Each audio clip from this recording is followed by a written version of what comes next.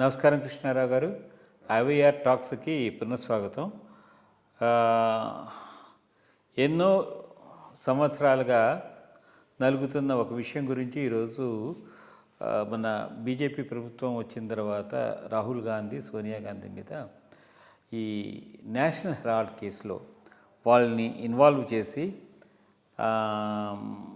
దీని యొక్క నిజాలను దిగ్గుపెట్టడం కోసం అని చెప్పి తీసుకొచ్చినటువంటిది ఇప్పుడు ప్రెస్లో బాగా వైరల్ అయింది.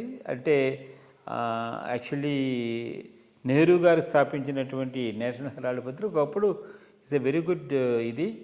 దాని తర్వాత మరి మనం కథలు చూస్తూ ఉంటే దాంట్లో ఏంటంటే అది అసోసియేటెడ్ జర్నల్స్ అనే యంగ్ ఇండియా ప్రైవేట్ లిమిటెడ్ స్వాధీనం చేసుకుంది.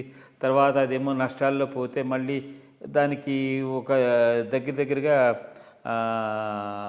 అప్పులు ఉంటే దానికేమో ఇచ్చారు, దాన్ని ఇది చేశారు. తర్వాత ఏమో దాంట్లో చాలామంది ఉన్నారు షేర్ హోల్డర్స్ కింద. బట్ దాన్ని ఏంటంటే ఈ స్వాధీనం చేసుకుని main Sonia Gandhi, Rahul Gandhi majority holders కింద ఉండి ఇప్పుడు అంటే అప్పట్లో ప్రాపర్టీ వాల్యూస్ లేవు. ఇప్పుడు ఈ ప్రాపర్టీస్ వాల్యూస్ వలన ఇది చాలా అంటే దేశం మొత్తం అంతాను నేషనల్ హెరాల్డ్ వాల్యూ అయితే అధికంగా ఉంది. ఇది వాళ్ళు సొంత ఖజానానికి అంటే పెట్టుకునేటట్టు చూస్తున్నారు. బట్ ఈడీ ఒక అబౌట్ 661 crores ఆస్తులు స్వాధీనం చేసుకుందని మనకు తెలుసు. మరి ఇట్లాంటి వాటిల్లో మరి సుబ్రహ్మణ్య స్వామి గారు చాలా ముందంజ వేసి ఆయన ఇన్ఫ్యాక్ట్ 2014లో బిల్లు కూడా వేశారు దేని మీద, ఈ విషయం మీద. అయితే ఇది ఇంకా ప్రజల్లోకి తీసుకువెళ్ళి దీని మీద క్లారిటీ తీసుకొచ్చి ఖండించాల్సిన అవసరం ఎంతైనా ఉంది. దీని మీద కొంచెం వివరణ ఇవ్వండి. ఒకటి, సుబ్రహ్మణ్య స్వామి గారిని మాత్రం రియల్గా అప్రిషియేట్ చేయాలి. ఈ దేశంలో చాలా corrupt cases, high levels of కరప్షన్స్ను ఎక్స్పోజ్ చేయడమే కాదు, most important thing follow up చేసి బ్రిలియంట్ కేసెస్ను బిల్డప్ చేసి వాళ్ళ కన్విక్షన్ దాకా తీసుకుపోయినాడు. ఒకటి జయలలిత శశికళ కేసు. అది ఆయన కాకపోతే అసలు జయలలితకు శిక్ష పడి ఉండేది కాదు, శశికళకు శిక్ష పడి ఉండేది కాదు. ఎంత పర్సెవరెన్స్, కింది కోర్టు నుంచి పై కోర్టు నుంచి పై కోర్టు దాకా. ఇన్ఫ్యాక్ట్ నేనున్నప్పుడు ఈఓటీటీగా ఉన్నప్పుడు ఆనందనిలయం, అనంత స్వర్ణమయం అది ఆపారు అంటే, ఆగిపోయింది అంటే దానికి కారణం ఈయన కన్సిస్టెంట్గా దాని మీద పిల్లేసి హైకోర్టులో వాదించి, హైకోర్టులో జడ్జిమెంట్ వచ్చిన తర్వాత ఆదికేశవ నాయుడు గారు పోయి సుప్రీంకోర్టులో స్టే తెస్తే ఎక్స్పార్టీ స్టే ఇచ్చారు సుప్రీంకోర్టులో. రెండో రోజు ఈయన పోయి సుప్రీంకోర్టు జడ్జిలతో తగాదా వేసుకున్నాడు. ఎట్లా ఇస్తారు ఎక్స్పార్టీగా, నన్ను without hearing me how can you grant stay అంటే స్టే విత్డ్రా చేశారు రెండో రోజు. సో అట్టా గ్రేట్ మ్యాన్. ఈ కేసు రెండోది అది ఉంది, passport, Rahul Gandhi passport case కూడా ఒకటి ఉంది. అది పర్సూ చేస్తున్నాడు, అది కూడా కొలిక్కి తీసుకొస్తాడు. రియల్గా ఈ స్టేజ్కి వచ్చిందంటే రియల్గా దానికి కారణం సుబ్రహ్మణ్య స్వామి. బ్రాడ్గా ఒక జనరేషన్ టు జనరేషన్, ఒక తరం నుంచి ఇంకో తరానికి వచ్చేప్పటికి, అఫ్కోర్స్ 3 తరాలు దాటిందనుకో, ఏ రకంగా విలువలు దిగజారిపోతాయో, ఎట్లాంటి పిగ్మీసు లీడర్స్గా వస్తారు అనేదానికి ఇది ఒక పెద్ద నిదర్శనం. ఐ థింక్ 1913-15 ప్రాంతంలో అనుకుంటాను. దీని 1930sలో నెహ్రూ, నాట్ జస్ట్ నెహ్రూ, ఆ రోజు కాంగ్రెస్లో ఉన్నటువంటి ఇంపార్టెంట్ నాయకులంతా కొంత షేర్ క్యాపిటల్ కింద కాంట్రిబ్యూట్ చేసి ఈ అసోసియేటెడ్ జనరల్ అనే కంపెనీని స్థాపించి నేషనల్ హెరాల్డ్ పత్రికను మొదలెట్టారు.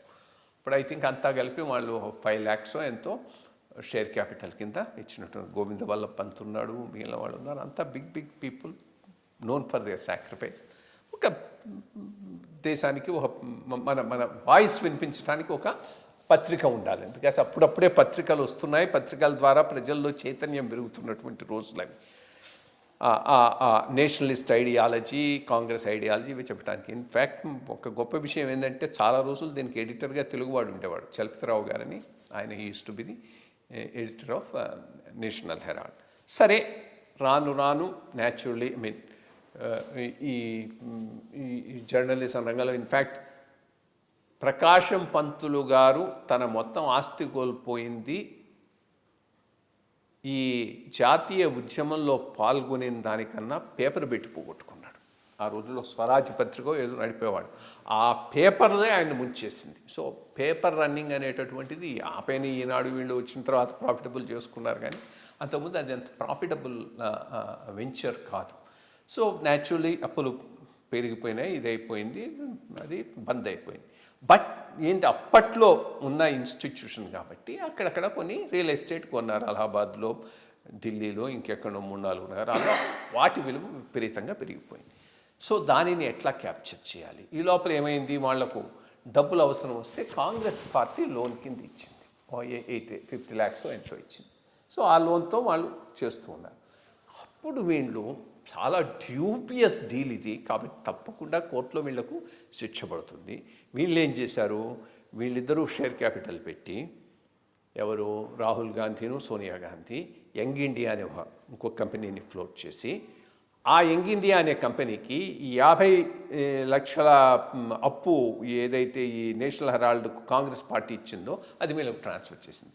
ట్రాన్స్ఫర్ ఎంతో చేసింది, వీళ్ళ దగ్గర ఉన్నటువంటి ఇదెంత 5 lakhs ఎంతో ఉండింది, ఏది షేర్ క్యాపిటల్. దానికి అగైనెస్ట్గా ఆ మొత్తం లోనుకు ఎంత ఉంటుందో అన్ని షేర్లు వీళ్ళకు ట్రాన్స్ఫర్ చేయడం జరిగింది. దాంతో వీళ్ళకు దాని మీద పూర్తిగా కంట్రోల్ వచ్చింది. కంట్రోల్ వచ్చినప్పటి నుంచి దే ఆర్ రన్నింగ్ ఇట్. ఇంకా రియల్ ఎస్టేటు 500-600 కోట్ల రియల్ ఎస్టేట్ దానికి ఉంటే దాన్ని ఎట్లా డెవలప్ చేసి డిస్పోజ్ చేసి లాభపడాలనేది ఇష్యూ. సో ఇది గమనించిన ఇదంతా చేసి పెట్టాడు. సో ఆ వచ్చిన డబ్బులు అవి ఈడీ సీజ్ చేసింది. తప్పకుండా ఇది వీళ్ళకు శిక్ష పడేటటువంటిదే.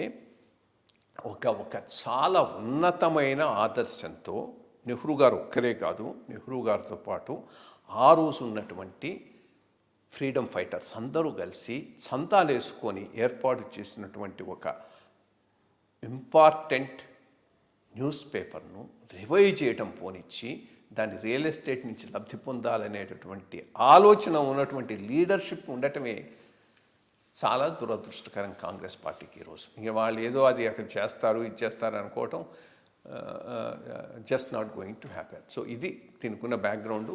తప్పకుండా ఇది ఫుల్ క్రెడిట్ సుబ్రహ్మణ్య స్వామి గారికి ఇవ్వాలి. ఇప్పుడు ఇది తెర మీదకి ఎందుకు వచ్చింది ఏంది అని అంటే తప్పకుండా ఏదో పొలిటికల్ యాంగిల్ కూడా ఉండి ఉంటుంది. వీళ్ళని దెబ్బకొట్టడానికి దీన్ని వాడుకోవాలని గవర్నమెంట్ నిర్ణయం చేస్తుందో దాంట్లో ఆశ్చర్యం లేదు. అందుకని టైమింగ్ కోసం వెయిట్ చేస్తారు వీటన్నిటికీ. So good, let it go to its logical conclusion. That's what I would say. మంచి విషయాలు చెప్పారండి. Thank you very much.